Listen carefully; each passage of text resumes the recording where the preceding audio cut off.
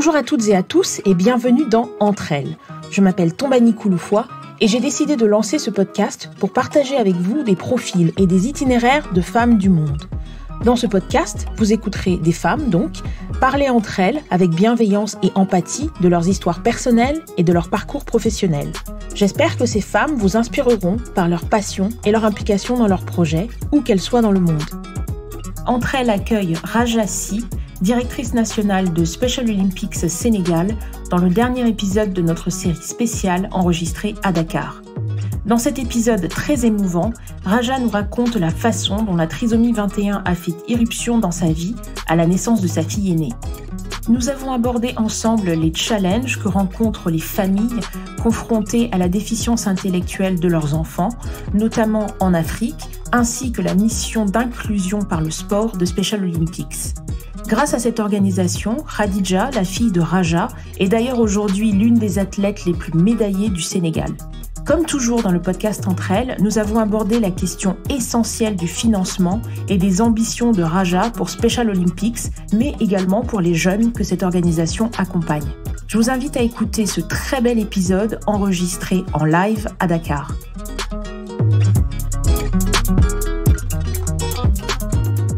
Bonjour Raja. Bonjour Tombani. Bienvenue dans le podcast Entre elles. Merci. Je suis ravie de te recevoir. Merci d'avoir accepté mon invitation. Alors, dans ce podcast, je reçois des femmes dans le monde entier et qui partagent leur parcours professionnel et leur expérience personnelle. C'est ce qu'on va faire aujourd'hui. Et je commence toujours par la même question. Où es-tu née et où as-tu grandi ? Merci Tombani. Je vais d'abord te remercier de m'avoir invité à ce podcast Entre elles qui me donne l'occasion de partager un peu mon parcours. Et donc, je suis née au Sénégal, j'ai grandi au Sénégal, j'y ai fait mes études jusqu'à l'âge de 20 ans où j'ai rejoint la France, plus particulièrement la ville de Rouen, où j'ai passé 3 ans dans une école de commerce. Et au terme de tes études, est-ce que tu pourrais nous parler de ton projet d'orientation ? Est-ce que tu savais déjà ce que tu voulais faire ? Est-ce que tu avais un projet personnel à ce moment-là pour toi-même ? En fait, quand on a le bac à 18 ans, on est extrêmement jeune. On ne sait pas trop ce qu'on veut faire. En tout cas, pour moi, personnellement, je ne savais pas trop ce que je voulais faire, dans quoi je voulais m'engager. Et donc, j'ai fait des études qui me donnaient une ouverture beaucoup plus large. Et j'ai fait donc une école de commerce et cela m'a donné la possibilité par la suite donc de travailler dans le domaine de la comptabilité, puisque j'ai mené ma carrière professionnelle dans une industrie de la place ici au Sénégal, où je suis devenue donc directrice financière et comptable de cette entreprise. Mais il est clair que quand je jette un coup d'œil sur mon parcours et je me dis que peut-être j'aurais dû choisir une autre voie. Mais bon, ce qui est fait est fait. Je pense que j'ai mené ma vie professionnelle de manière correcte. Mon employeur était satisfait de ce que je faisais, donc déjà c'est une satisfaction pour moi. Aujourd'hui, j'ai entamé depuis quelques années un autre aspect d'une vie qui n'est pas non pas professionnelle mais associative, mais qui me convient mieux. Et quand tu dis que tu aurais peut-être aimé faire autre chose, oui. Qu'est-ce que tu te dis que tu aurais aimé faire ? Souvent, je me suis dit, j'aurais dû peut-être faire des études qui m'auraient engagée dans le social, comme peut-être assistante sociale ou autre. En tout cas, des études qui m'auraient permis de m'investir plus jeune donc dans l'aide à autrui. Et ton retour au Sénégal, c'était une évidence ? Tu savais que tu voulais rentrer au Sénégal après tes études ? Je ne suis pas rentrée immédiatement après mes études, parce que dans mon histoire personnelle, juste après mes études, je me suis mariée.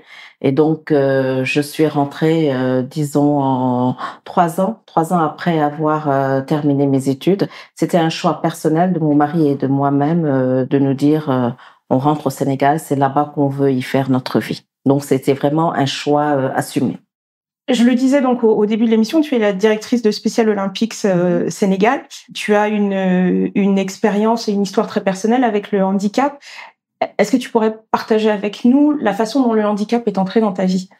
Oui, le handicap, plus particulièrement donc la trisomie 21, est entré dans ma vie par ma fille aînée, qui a une donc trisomie 21. Aujourd'hui, elle a 31 ans. Et c'est à sa naissance donc que j'ai été confrontée à cela. Je ne m'y attendais pas du tout. J'étais jeune, j'avais 24 ans, il n'y avait pas de raison. Je n'entrais pas dans les cases des femmes à risque d'avoir un enfant avec une trisomie 21. Donc, c'est comme ça que j'ai été mise au devant de ce handicap. Il a fallu donc faire face et il a fallu prendre des décisions et plus particulièrement une décision que j'ai prise du tic au tac, c'est que lorsque ma fille est née, l'assistante sociale, lorsqu'on nous a annoncé la trisomie 21 de ma fille, j'étais seule, hein, j'étais encore à la clinique, à l'hôpital, plutôt à la maternité. Donc, l'assistante sociale vient accompagnée du pédiatre, me dit, voilà, il y a un souci, votre fille a une trisomie 21. J'accuse le coup, hein, j'accuse le choc. Et immédiatement, dans les 10 minutes, l'assistante sociale me dit, mais vous savez, nous avons des structures ici. Si vous voulez vous séparer de votre fille, il n'y a pas de souci, il y a des structures, nous pouvons la prendre en charge. Et là, j'ai eu un double choc. Et je dois dire que j'étais un peu violente à ce moment-là avec l'assistante sociale. Je lui ai dit, c'est ma fille, qu'elle soit handicapée ou pas, elle reste et demeure ma fille. Donc, je la garde avec moi, nous la gardons. Il n'y a aucune raison pour que nous nous séparions d'elle. C'est d'une grande violence, en fait, ce que tu racontes, parce que, 1, tu étais seule. 2, tu avais 24 ans, comme tu disais. La trisomie de ta fille n'avait pas été dépistée, alors que normalement, il y a des prises de sang. Je sais que moi, pour mes filles, par exemple, ça avait été vérifié. J'avais eu des analyses pour vérifier qu'il n'y avait pas de trisomie, etc. Et le fait même que ce soit une assistante sociale et qu'on vienne te voir et qu'on te propose tout de suite d'abandonner ta fille, c'est extrêmement violent. Tu parles de ta violence à toi, mais en fait, la situation est très violente pour une personne, pour une personne, qu'elle soit seule ou accompagnée d'ailleurs, en fait. Effectivement, c'est une situation assez violente. Mais avec le recul, je rends grâce à Dieu parce qu'il m'a donné la force de pouvoir donc encaisser la nouvelle et de pouvoir donc faire face à cette proposition qui était, à mon sens, inhumaine. Mais j'ai su faire face. Ces premiers moments avec ta fille, l'introduction à ta famille, etc., comment tu t'en souviens aujourd'hui ? Alors, la première chose qu'il fallait faire déjà, c'était informer le papa. Parce que quand j'ai eu l'information, il n'était pas sur place. Donc, j'ai dû l'informer. Il a très bien pris la chose également. Et ensuite, nous avons informé nos parents respectifs qui ont également très bien pris la chose.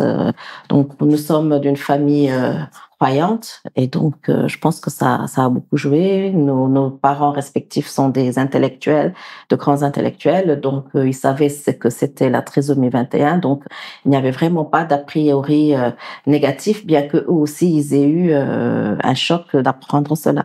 Mais globalement, honnêtement, dans nos deux familles, la chose a été prise du bon côté. De plus, ma fille a eu une communication interventriculaire qui a été donc détectée à l'âge de 2 mois. Il fallait faire une intervention chirurgicale donc pour boucher ce petit trou qui laissait passer du sang entre les deux ventricules. Et là, on s'est dit quand même, faut qu'on fasse un voyage au Sénégal, qu'on la présente à ses grands-parents et à ses cousins et tantes et oncles avant qu'on ne fasse l'intervention chirurgicale. Il y a toujours un risque sur une intervention chirurgicale. Et aujourd'hui, ma fille dit à ses frères et sœurs, moi, à l'âge de 2 mois, j'ai pris l'avion, ce qui n'a pas été le cas pour vous. Donc, voilà. Non, globalement, c'est ce que je disais, ça s'est relativement bien passé. Et donc, ta fille est née en France, mais a grandi au Sénégal. Le handicap en Afrique, c'est encore une autre approche. En tout cas, c'est perçu différemment par la société. Il y a tout un tas de croyances ancestrales, de l'obscurantisme aussi, très clairement. Et d'ailleurs, très souvent lié à la mère. Alors, j'ai trouvé un proverbe ou une citation en Wolof que je ne vais pas prononcer, mais je vais te donner la traduction que j'ai trouvée en français. C'est « La mère suffisamment bonne, mais au monde un enfant qui va réussir dans la vie ». Et donc, clairement rattaché à la maman, il n'y a pas il n'y a rien sur le papa. Est-ce que tout ça, ce sont des choses que tu as ressenties tout au long de la vie de ta fille, de son éducation, etc. Personnellement, non. Personnellement, je ne l'ai pas ressenti parce que, comme je l'ai dit tout à l'heure, nos familles sont ouvertes, sont des intellectuels, connaissent la notion de handicap, connaissent la notion de trisomie 21. Donc, ma fille et moi-même, nous n'avons pas donc subi cette stigmatisation. Mais il est clair qu'en Afrique et au Sénégal également, il y a une stigmatisation, il y a une mise à l'écart, il y a une mauvaise image qui est donc liée à la maman lorsque un enfant naît avec un handicap. Il y a des représentations sociales qui sont assez dures envers la maman. Souvent, on dit qu'elle a fauté ou alors elle s'est promenée alors qu'elle était enceinte à des horaires indus, comme au coucher du soleil ou à 14 heures. Et souvent, on dit que cet enfant n'est pas un enfant normal, donc il faut le rendre à sa famille. Il n'est pas de la famille dans laquelle il est issu, mais d'une autre famille, de djinns ou autre. Et ce qui se faisait habituellement, c'est que surtout dans les villages, c'est qu'il y avait des personnes qui étaient chargées donc de prendre ces enfants, de les ramener à leur famille. Qu'est-ce qu'ils faisaient? Ils les amenaient dans les bois, ils les amenaient dans la forêt. On les laissait l'enfant passer la nuit. Et bien sûr, lorsqu'on revenait le lendemain matin, il n'y avait plus personne. Et on disait à la mère, voilà, il a rejoint en fait sa véritable famille. Ça peut être extrêmement violent, extrêmement déstabilisant, aussi bien pour la maman et pour l'enfant. Et souvent, on a remarqué que la cellule familiale explose. Lorsqu'il y a un enfant handicapé qui vient au monde, le père, généralement, bon, je généralise peut-être un peu trop, mais souvent, le père démissionne et abandonne la famille. Donc, c'est extrêmement difficile pour les mamans. Et donc, elles sont confrontées à un quotidien extrêmement violent, extrêmement difficile. Alors, je lisais sur un rapport de l'ONU que l'estimation, c'est que le nombre total d'handicapés, enfants et adultes, en Afrique est de 80 millions sur un continent de 1,2 milliard ou 1,3 milliard environ. Et la plupart des obstacles, donc là je cite le rapport en question, la plupart des obstacles auxquels font face les personnes handicapées concernent l'accès aux infrastructures publiques, à l'éducation et à l'information. Alors en termes d'éducation par exemple, est-ce que tu pourrais partager ton expérience sur le sujet? Je crois que toi tu as pour le coup trouvé un établissement qui était le même établissement pour tes autres enfants et qui a également accepté ta fille. Est-ce que tu pourrais nous parler de ça?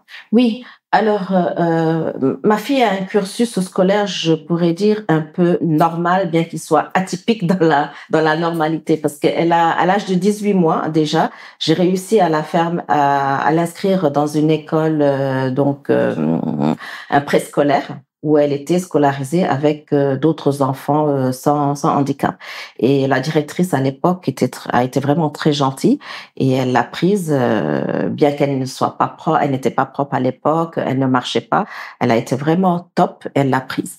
Elle a poursuivi sa scolarité donc dans un établissement préscolaire jusqu'à l'âge de 7 ans. Son petit frère et sa petite sœur l'ont rejoint dans cet établissement préscolaire donc classique.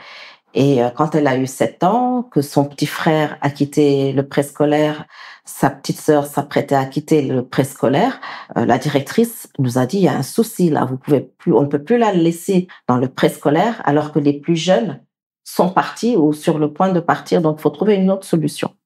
Donc là, on a appris qu'il y avait une classe passerelle dans une institution privée au Plateau. Et donc, on a pu l'inscrire dans cette classe passerelle. Et donc, elle était dans le même établissement que son frère et sa sœur. Ils se voyaient pendant les récréations et elle était donc scolarisée dans un milieu classique avec d'autres enfants, bien sûr. Jusqu'à l'âge de 16-17 ans, là aussi, une autre étape s'ouvre. Elle est trop grande pour continuer dans ces classes passerelles. Il faut trouver une solution. Et la solution a été de dire à la directrice de l'établissement, mais vous aviez une classe espoir qui prenait les jeunes ayant un handicap intellectuel à partir de 16 ans, où ils faisaient en alternance des cours l'après-midi et le matin, ils étaient en formation professionnelle. Mais seulement ces classes espoir étaient fermées depuis déjà 2-3 ans. On nous dit, ah non, la classe est fermée et pour le moment, il n'y a que donc votre fille qui est intéressée par ces classes et on ne peut pas rouvrir ces classes pour une élève. Donc, on a un peu tiqué, on s'est dit non, c'est pas possible. On a continué la discussion avec la direction de l'école. À un moment donné, j'en ai eu assez. Je dis bon, écoutez, si la classe espoir ne rouvre pas, il n'y a pas de souci. Nous allons ouvrir notre propre école et nous allons l'accueillir avec d'autres enfants. Et je pense que là, la direction a cédé et a ouvert la classe Espoir, où ma fille était seule au début, le premier mois.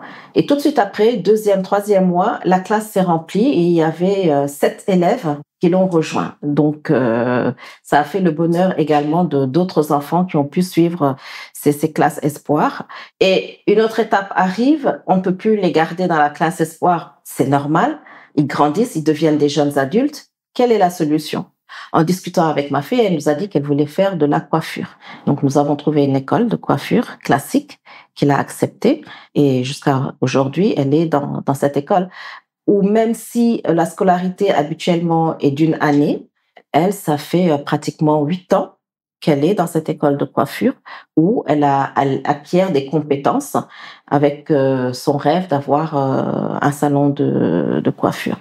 Il y a des étapes clés où il faut s'asseoir, réfléchir, trouver des alternatives et de nouvelles solutions. C'est-à-dire, il faut être assez agile dans la tête et pour pouvoir donc suivre un cursus le plus normal possible. Comme je le disais, elle a eu beaucoup de chance, nous avons eu beaucoup de chance. Mais cela n'est pas le cas pour tout le monde parce qu'elle a eu pratiquement toute sa scolarité, c'est faite dans des écoles privées. Mais ce n'est pas le cas de toutes les familles qui peuvent donc offrir cette possibilité-là à leurs enfants. Et donc l'éducation est vraiment pour les personnes handicapées et plus particulièrement pour le handicap intellectuel, l'éducation est un grand point d'interrogation pour les parents. Aujourd'hui, je vais rebondir un peu sur Special Olympics parce que les parents nous interpellent en nous disant nos enfants font du sport, vous leur faites faire du sport, c'est très bien, on est content, mais maintenant on aspire à autre chose. Et les jeunes eux-mêmes aspirent à autre chose. Ils aspirent à aller à l'école, ils aspirent à avoir une formation professionnelle, ils aspirent à gagner de l'argent comme leurs camarades, avoir un emploi, etc. Et toutes les conditions ne sont pas réunies pour pouvoir leur offrir cela.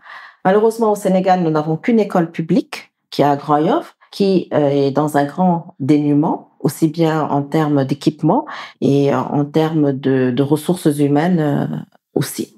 Donc, quelle est la solution pour les parents? Se tourner vers les écoles privées. Il y en a des centres spécialisés qui sont des centres spécialisés privés, mais tous les parents n'y ont pas accès pour plusieurs raisons. La première, aspect financier. Parce que les parents des jeunes qui ont un handicap sont souvent dans des conditions financières assez difficiles. Et ensuite, en termes d'effectifs, parce que les effectifs sont réduits dans ces centres-là, donc il y a une forte demande et il y a une offre qui est quasiment inexistante. Et à quel moment, dans ce cheminement, démarre ton engagement associatif? Alors, mon engagement associatif, je peux dire, est à 2 niveaux. Parce que lorsque mes enfants étaient scolarisés, donc j'ai été dans l'association des parents d'élèves, où j'ai été progressivement de simple membre. Je suis devenue secrétaire générale, puis vice-présidente de l'association des parents d'élèves. Donc ça, c'était, je veux dire, l'association classique des parents qui s'engagent pour offrir aux élèves de l'école des meilleures conditions de vie au quotidien, les appuyer, accompagner les parents dans toutes les difficultés donc qui peuvent se présenter dans les écoles. Et parallèlement à cela, j'ai découvert Special Olympics en 2004.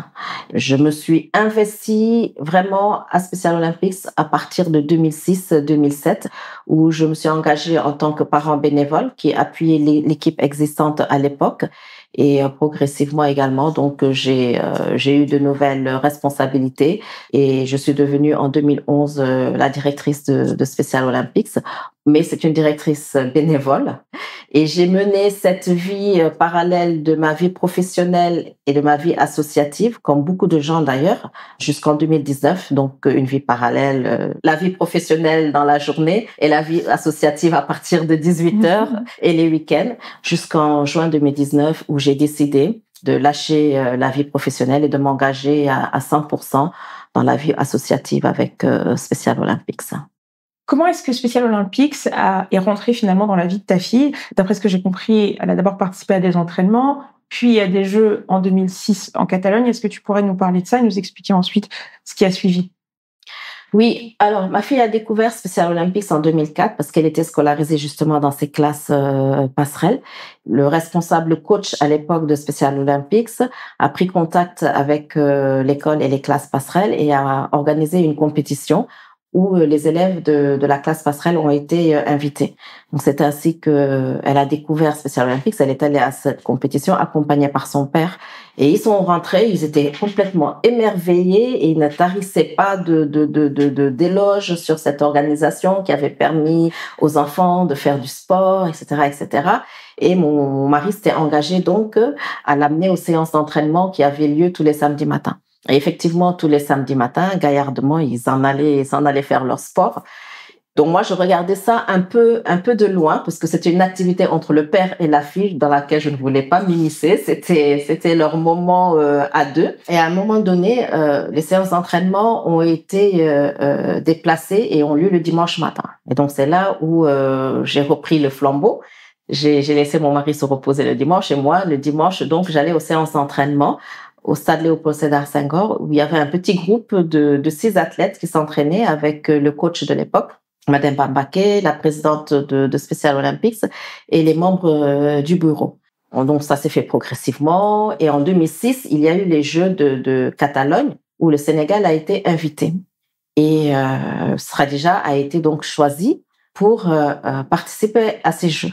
Et je dis non, c'est pas possible, il faut que je l'accompagne. Et donc, j'ai accompagné l'équipe en tant que parent, parce que à Special Olympics, les parents peuvent participer aux Jeux. Donc, j'ai accompagné l'équipe en tant que parent. Et là, on arrive et on voit cette organisation, ce monde, ce nombre d'athlètes. On était émerveillés. On s'est regardé avec le coach et la présidente. On s'est dit, bon, on a du boulot parce que un petit groupe de 6 personnes à Dakar, on prétend s'appeler Special Olympics, alors que là, on voit des centaines et des centaines de jeunes qui font du sport, l'organisation, la cérémonie. C'est comme les Jeux Olympiques. On s'est dit, oula, donc quand on rentre, on reprend contact avec la maison mère de Special Olympics Afrique, qui est basée à Johannesburg. On reprend contact avec eux et on leur dit, écoutez, il faut venir nous former parce que là, il faut qu'on relance vraiment Special Olympics. Et il nous dit, ça tombe bien parce que vous étiez sur le coup d'être rayé de la... Vous étiez sur le coup d'être rayé parmi les pays offrant le programme Special Olympics. Et c'est comme ça qu'on a travaillé avec donc la maison mère. Donc on a commencé à massifier les équipes d'athlètes de nos jeunes. Donc on a massifié les coachs et on a mis en place un nouveau conseil d'administration. Et dans ce nouveau conseil d'administration, j'ai été désignée secrétaire générale. Je jouais un peu le rôle de secrétaire général avant, mais de manière vraiment informelle, puisque je ne figurais dans aucun organigramme de Special Olympics. J'étais juste un parent bénévole qui appuyait l'équipe de l'époque. Donc j'ai été désignée secrétaire générale et le coach a eu le poste de directeur national de Special Olympics. Au bout de 2 ans, il a eu d'autres activités professionnelles qui ne lui permettaient plus d'assurer le poste de directeur national et il a proposé que je le remplace. Et c'est ainsi qu'en 2011, donc, je suis devenue directrice de Special Olympics Sénégal. Et vous avez fait clairement un travail remarquable puisque tu disais, vous avez démarré avec 6 athlètes en 2006, vous avez plus de 3000 athlètes aujourd'hui. Dans les grandes lignes, quel programme ou quelles actions avez-vous mis en place pour justement développer le programme à ce niveau-là? Alors, la massification s'est faite par un travail sur le terrain. On a commencé par recruter des volontaires coachs que nous avons formés aux orientations de Special Olympics sur la déficience intellectuelle. Et donc, on faisait ce qu'on appelle des porte-à-porte. On allait dans les quartiers, on ciblait des quartiers et on faisait des porte-à-porte. On allait voir les imams, les curés, les autorités en tout cas du quartier pour discuter avec eux, présenter l'association et dire que nous étions donc à la recherche de jeunes avec un handicap intellectuel pour leur offrir des services, etc., qui permettraient leur épanouissement, etc. Et donc, ça a été fait. C'est comme ça que nous avons pu massifier les effectifs. Et parallèlement à ça, donc, nous avons intensifié nos activités sportives parce qu'au départ, on ne faisait que de l'athlétisme. Puis, on a augmenté le nombre de sports. On a fait du football. Aujourd'hui, on a 8 sports que nous pratiquons. Nous avons également développé un programme médical. Ce programme médical nous a permis également de recruter de nouveaux athlètes parce que c'est une consultation gratuite que nous offrons dans différentes disciplines, telles que la médecine générale, la médecine dentaire, l'ophtalmologie, l'ORL, la nutrition, le renforcement psychologique. Et lorsque nous faisons ces campagnes de consultation médicale, nous offrons des médicaments également gratuitement aux jeunes. Donc ça a été vraiment capital dans le recrutement de ces jeunes. Nous avons diversifié les activités que nous proposons. Du sport, nous avons fait le médical, mais nous avons également mis en place un programme pour les tout petits à partir de l'âge de 2 ans, qui s'appelle le programme Young Athlete, avec des activités qui sont adaptées vraiment à leur âge pour les préparer aux activités sportives. Et parallèlement, pour les plus grands, à partir de l'âge de 16 ans, nous avons le programme de leadership où on les forme, on les sensibilise surtout sur diverses thématiques, telles que sur leur santé. Pour les jeunes filles, on a un programme spécifique sur la gestion de l'hygiène menstruelle, sur les VBG. Mais on commence petit à petit les VBG. C'est pas encore totalement bien développé, mais on a commencé à les sensibiliser sur cela pour qu'elles puissent se protéger ou au moins alerter en cas de souci. Et on a impliqué la jeunesse avec un programme qui s'appelle le Youth Innovation, l'innovation par la jeunesse, pour sensibiliser les jeunes sur le handicap, sur la déficience intellectuelle. Parce que si le regard des jeunes change, demain, l'inclusion sera beaucoup plus facile. Parce qu'aujourd'hui, ce que nous prônons, c'est vraiment l'inclusion. Nous ne voulons plus que nos jeunes soient mis à part. Nous voulons qu'ils soient des citoyens à part entière. Nous voulons que tous les programmes qui se mettent en place au Sénégal, qu'ils soient compris dans ces programmes-là. Toutes les activités qui se font, qu'ils soient invités à ces activités. Donc, c'est ça notre combat aujourd'hui. Ça a mis du temps, mais nous allons continuer. Nous étions seulement sur un site d'entraînement à Dakar, au stade Léopold Sédar Senghor. Aujourd'hui, nous avons 13 sites d'entraînement. Nous sommes à Dakar, mais nous sommes également dans les régions, dans la zone sud. Nous sommes à Kaolack, à Mbour, à Thiès, à Saint-Louis. Donc, en zone sud, nous sommes à Ziguinchor, nous sommes à Bignona, nous sommes à Kolda. Et nous avons pour ambition de mailler vraiment le Sénégal. Et je voudrais qu'on revienne à ta fille, puisqu'elle a participé à plusieurs World Games de Special Olympics. Elle fait partie des athlètes les plus médaillés du Sénégal. Oui, c'est vrai. Khadija, dans sa carrière internationale, a commencé en 2006, donc avec ses Jeux de Barcelone, en Catalogne, où elle a participé donc avec 4 autres camarades. Elle a eu une médaille de bronze. Et en 2011, elle a été à Athènes, où elle a eu également une médaille de bronze au saut en longueur. Et en 2015, elle a participé aux Jeux de Los Angeles. Elle a eu une médaille d'argent, une médaille de bronze. En 2019, aux Jeux d'Abu Dhabi, où elle a également une médaille d'argent. Voilà, donc quand tu te promènes avec elle dans la rue, tu es la maman de Khadija et les gens la reconnaissent. Et tu sais, Tombani, il y a une chose extraordinaire qui s'est passée. On était invités à un mariage et à la table d'à côté, il y avait un monsieur d'un certain âge qui se rapproche de notre table et qui dit « Khadija, c'est un plaisir pour moi de te rencontrer parce que je t'admire. » Alors moi j'étais là, bouche bée, je dis mais comment il connaît Khadija? Et ce monsieur était émerveillé. Et vraiment, il a dit à Khadija, je viendrai te voir, on va discuter, tu vas me signer un autographe, etc. Et moi j'étais comme ça, je dis bon, je savais pas qu'elle était si populaire. C'est fantastique. Alors, d'ailleurs, la prochaine échéance, ce sont les World Games de Berlin en 2023. Est-ce qu'elle participera, Khadija? Alors, World Games Berlin 2023, on n'a pas encore l'équipe qui va participer parce que la sélection se fait à partir des championnats nationaux qui vont se dérouler donc au mois de décembre. Et donc, voilà, ce sont les championnats nationaux qui vont désigner les athlètes. Donc, je ne sais pas si elle en fera partie. Donc, comme on leur dit toujours, pour l'athlétisme, ce sont vos jambes-là qui vont déterminer si vous participez ou pas parce que comme on n'a que 4 places de garçons, de filles, donc la concurrence va être serrée. Donc, que le meilleur gagne. Et voilà. Okay. Est-ce qu'on pourrait parler des challenges que rencontre Special Olympics? C'est quelque chose qui revient régulièrement dans les conversations liées au secteur caritatif, à la philanthropie, etc. Et donc, en particulier, le financement. Est-ce que ce sont des choses qui font partie des challenges que vous rencontrez? Et s'il y en a d'autres, est-ce que tu souhaites les partager? Oui. Le financement, je pense, comme toutes les structures associatives, est un point d'interrogation et une grande difficulté. Special Olympics a une palette d'activités qu'elle offre à ses jeunes, à ses athlètes, et toutes nos activités sont gratuites. Ça veut dire que les parents ne payent pas un centime. Il n'y a pas de frais d'inscription, il n'y a pas de frais de participation. Tout ce que nous offrons est gratuit. De la consultation médicale aux séances d'entraînement, au sommet de la jeunesse qu'on est en train de préparer pour le mois de novembre, tout est gratuit. On ne demande pas un franc aux parents.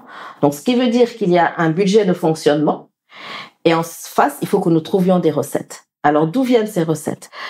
Special Olympics, c'est une organisation internationale et donc on reçoit une subvention, une petite subvention de mise qui nous permet de mettre le pied à l'étrier. Et à partir de cette subvention qu'on appelle un grant, Special Olympics nous dit, pas seulement qu'au Sénégal, mais dans les 190 pays où Special Olympics est présent, nous vous donnons une subvention pour vous permettre d'assurer le minimum. Pour toutes les autres activités, à vous d'aller chercher des sponsors, des partenaires qui vont vous accompagner. Au Sénégal, nous avons des structures, nous avons des entreprises, nous avons des hommes d'affaires, vous avez l'État. Donc, organisez-vous pour aller chercher vos fonds pour mener vos activités.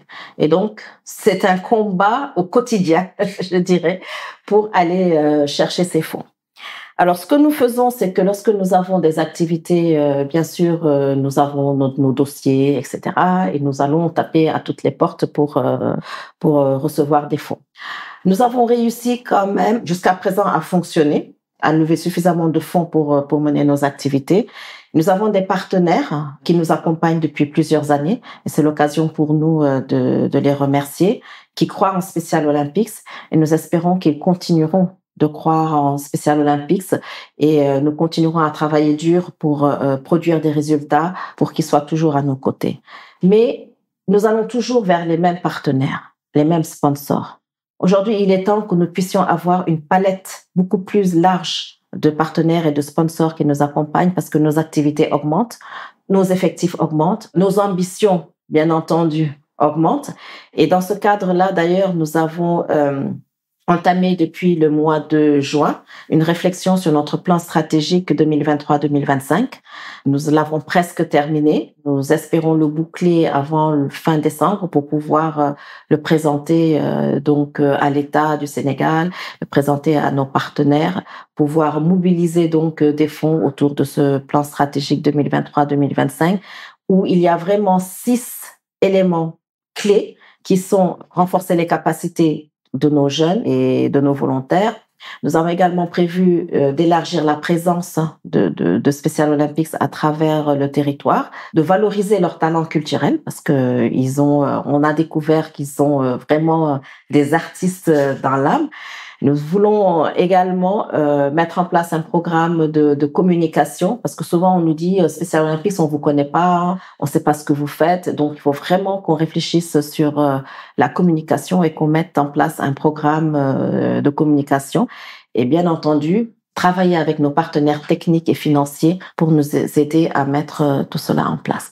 Oui, le financement est un souci. Tout à l'heure, je disais que nos ambitions augmentent. Elles augmentent tellement que nous avons un rêve qui est d'avoir un centre omnisport et de formation professionnelle. On s'est dit que c'est le moyen le plus sûr que nous avons de pouvoir continuer à offrir à nos jeunes ces activités sportives, mais également de répondre à leurs demandes, à savoir avoir une formation professionnelle, avoir une vie professionnelle. Et cela nous permettrait vraiment de continuer le travail. Nous avons des jeunes qui sont arrivés chez nous à l'âge de 4-5 ans. Aujourd'hui, ils sont des leaders à Special Olympics.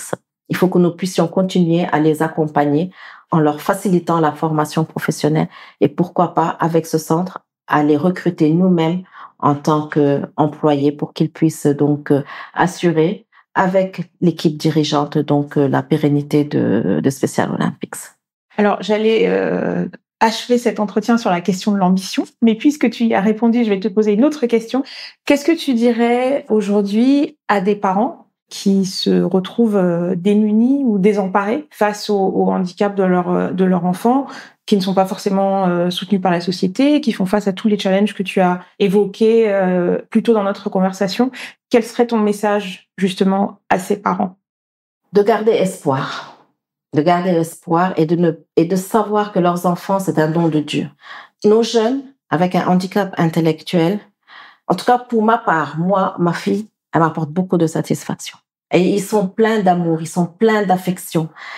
Qu'ils gardent espoir et qu'ils sachent qu'ils peuvent tirer satisfaction de leur enfant. Il faut juste que ces enfants soient mis dans des conditions qui leur permettent d'éclore, qu'ils soient mis dans des conditions qui leur permettent de montrer ce qu'ils savent faire, qu'on les mette dans des conditions qui leur permettent d'évoluer, qu'ils gardent espoir, qu'ils essayent autant que possible d'offrir une palette d'activités à leurs enfants. Et pour cela, ils peuvent venir nous rejoindre. Ils peuvent venir à Special Olympics parce que, comme je le disais, nos activités sont gratuites. Nous ne leur demanderons jamais de payer. Nous mettrons tout en œuvre, au contraire, pour pouvoir offrir à leurs enfants un avenir meilleur. Donc, qu'ils gardent espoir. Qu'ils gardent espoir, ils se rapprochent de Special Olympics, d'autant plus que nous ne sommes pas qu'à Dakar, nous sommes dans les régions et nous savons que dans les régions, les conditions sont beaucoup plus difficiles qu'à Dakar. Donc, gardez espoir et se rapprocher de Special Olympics. Merci beaucoup, Rajassi, d'être venue partager ton expérience et ton vécu dans le podcast Entre elles. Je suis vraiment ravie de t'avoir reçu. Merci beaucoup. Merci, Tombani. C'est moi qui te remercie chaleureusement de m'avoir donné cette opportunité de pouvoir expliquer ce que nous faisons à Special Olympics. Et j'espère qu'avec cette discussion, des parents changeront d'idées sur l'avenir qu'ils peuvent offrir à leurs enfants. Merci. Merci à Rajassi de s'être livré avec tant d'honnêteté et de douceur dans cet épisode et d'avoir partagé son expérience et celle de Radija.